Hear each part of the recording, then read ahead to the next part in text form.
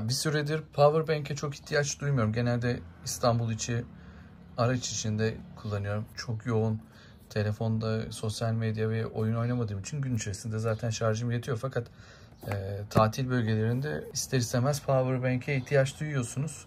Özellikle deniz havuz kenarında. Fakat onda da bu elimde Basos'ın bir 10.000 miliamperlik bir ürünü vardı. Onu kullanıyordum. Fakat onda da bir kablo ihtiyacım var. Bir de Basos'ın tekrar 20.000'lik var. O da oldukça ağır bir powerbank ve tekrar doldurması da oldukça zahmetli.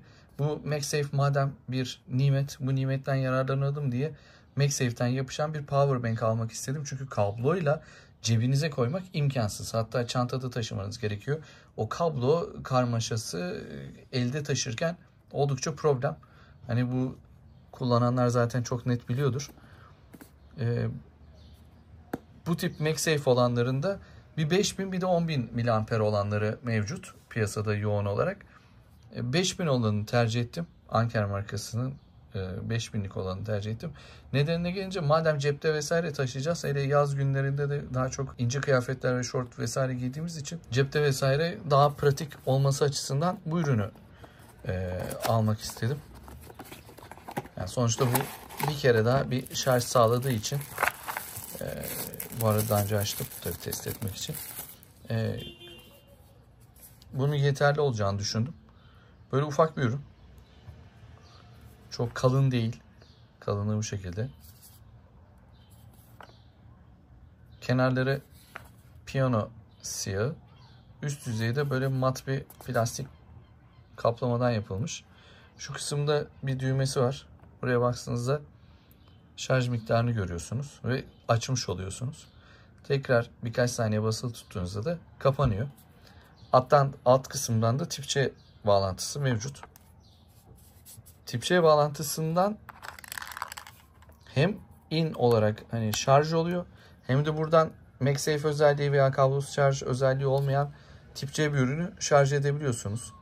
Bunun öyle bir avantajı var. Hatta direkt bunu telefona da bağlayıp hani iPhone 15 sonrası veya Samsung Android telefonlarda tip C konnektöründen bunu bağlayıp buradan şarj etme imkanına sahipsiniz. Arka kısmı da bu şekilde. Yine bu yüzeyin üzerine AirPods'unuzu kablosuz şarj özelliği olan bir herhangi bir cihazınızda koyup şarj etme imkanına da sahipsiniz. Öyle de bir güzelliği var. Telefona yapıştığı zaman kesinlikle düşmüyor. İnanılmaz sağlam bir şekilde tutuyor şeyi. Hatta yani buradan böyle tutup telefonu sallayabilirsiniz. Şu anda telefonla kayıt yaptığım için bunu gösteremiyorum ama montaj sırasında o görüntüleri ekleyeceğim. Powerbank'lerin şöyle bir handikapı var.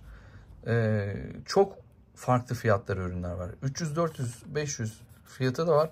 Bunun gibi böyle 1500, 1600'lük olan ürünler de var. Ben pahalı olanı değil ama güvendiğiniz markayı almanızı şiddetle öneriyorum. Bunların içinde lityum pil mevcut. Ve lityum Allah korusun kötü bir pilse, kalitesiz veya güvensiz bir şekilde montajlandıysa yanmaya başladığı zaman havayla temasını kesmediğiniz takdirde söndürebilme imkanınız yok. Mümkün değil. Ve bu nedenden dolayı da güvendiğiniz, bildiğiniz bir markayı satın almanızı şiddetle öneriyorum. Sonuçta bunu gece şarja takıp bir yerde bırakıyorsun. Hatta o 20.000'lik, 30.000'lik olanları da saatlerce prizde duruyor. Yani yanmaya başladığı zaman Allah korusun hani 500-600 lira kar yapacağım diye düşünüyorsunuzdur ya da bütçe o kadardır ama sonucunda çok daha büyük masraflarla karşılaşabilirsiniz. Hanımlar, beyler, izleyenler, YouTube ahalisi şu kanalı bir el birliğiyle biraz yardımcı olun da ücretsiz bir şekilde abone olalım. Şu hale bakın. %99 abone olmayan izleyici. Bu garibe bir yardım edelim.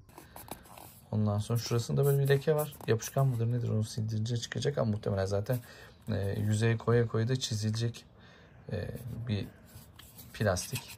Yani çok böyle kaliteli bir malzeme değil. Bu şekilde kısaca göstermek istedim.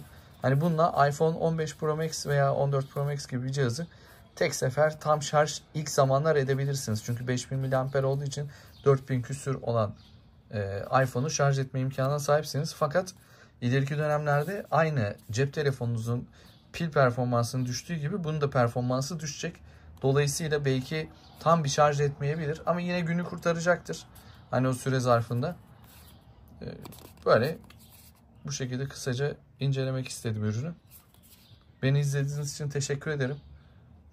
Abone olmanızı da her zaman rica ediyorum. Hoşça kalın.